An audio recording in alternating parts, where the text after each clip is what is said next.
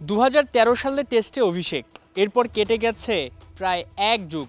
এ পুরো সময়টায় এনামুল হক বিজয় কয়টা টেস্ট খেলেছেন জানেন? মাত্র 5টা। 10 ইনিংসে তার রান মাত্র 100, আর গড় 10-এর বেশি নয়। এমন পারফরমেন্সে কি করে তিনি চট্টগ্রাম টেস্টে ডাক পান, প্রশ্ন উঠতেই পারে। হঠাৎ করেই জাতীয় দলে এনামুল হক বিজয়, জাকির হাসানের জায়গায় চট্টগ্রাম টেস্টে জায়গা পেয়েছেন এই ডানহাতি ব্যাটার।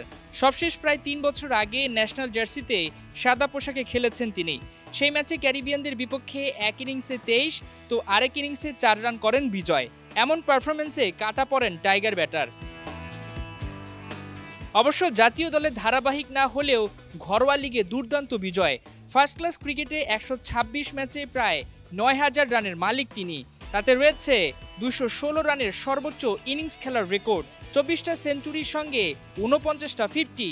বাংলাদেশি ব্যাটার হিসেবে এমন পারফরমেন্স নিঃসন্দেহে প্রশংসার দাবিদার।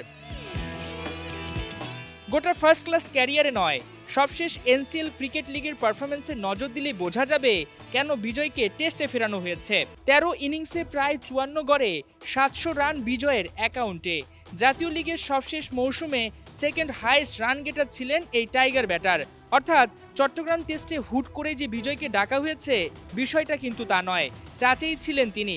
সেই সঙ্গে ডিপিএলও বজায় রেখেছেন রানের ধারা, এখন অবধি টপ রান গেটারও তিনি। অর্থাৎ ফর্ম নিয়ে সন্দেহ করার মতো কিছু নাই।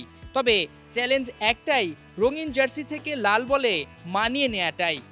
ঘরোয়া লিগে তিনি রান মেশিন, জাতীয় দলে ফিরতেই তার নামের সঙ্গে যুক্ত হয় ব্যর্থতার ট্যাগ অধারাবাহিক। এনামুল হক বিজয় এবার বিজয় করতে চান নির্বাচকদের মন।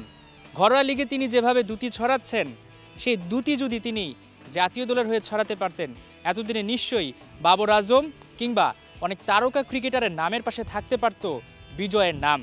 সাগরিকায় উত্তাল হয়ে উঠবে বিজয়ের ব্যাট, সেই প্রত্যাশা তিনি যেমনটা করছেন তেমনটা টিম ম্যানেজমেন্টেরও। হাসান সজীব, 71, চট্টগ্রাম।